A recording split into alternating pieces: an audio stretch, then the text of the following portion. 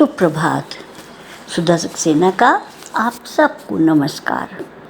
यदि आपने अभी तक मेरा चैनल लाइक और सब्सक्राइब नहीं किया है तो कृपया कर लें।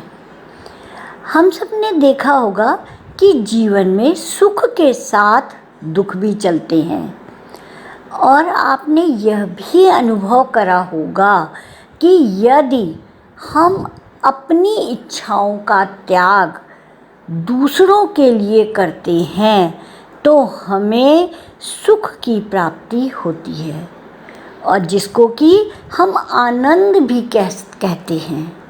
वह आनंद क्यों कहते हैं?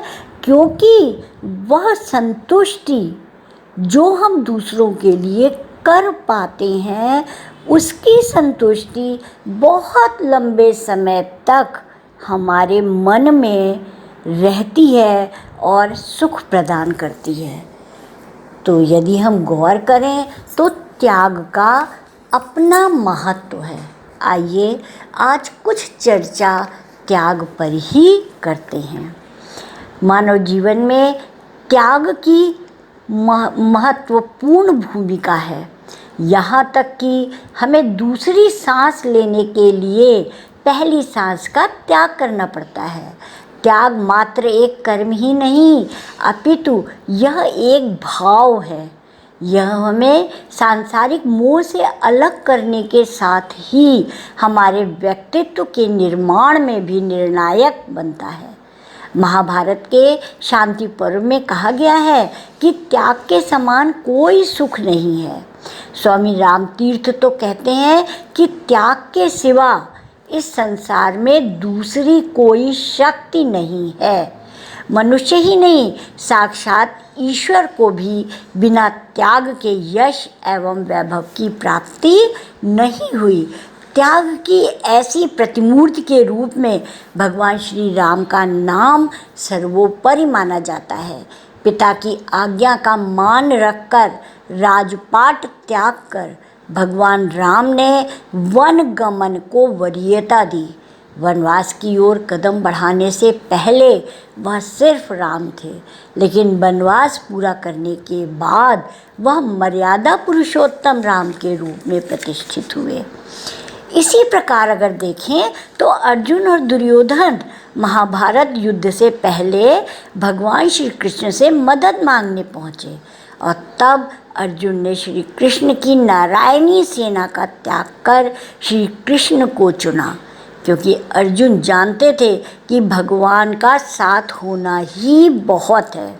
यदि अर्जुन सेना का मोह करते तो कदाचित महाभारत का परिणाम ही कुछ और होता।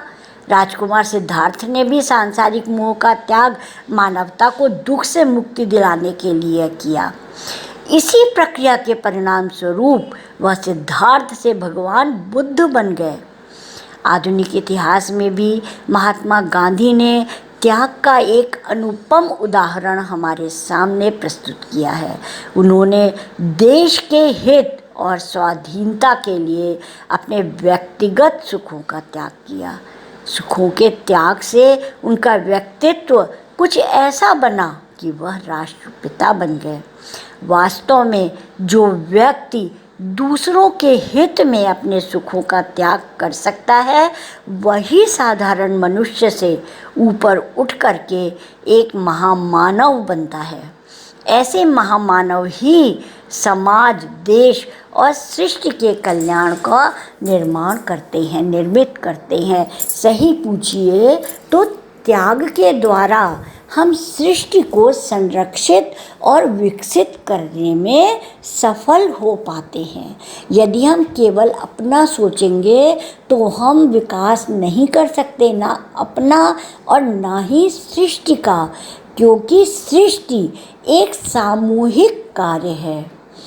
समूह में किए जाने वाला एक हितकारी कार्य है और जब हमारे आसपास हमारा समाज, हमारा देश विकास करेगा तभी हम भी विकास कर पाएंगे। और इस सब के लिए अपनी इच्छाओं का त्याग करना अपने को सरल बना करके दूसरों के हित में कार्य करना ही त्याग है। तो आज इतना ही, धन्यवाद।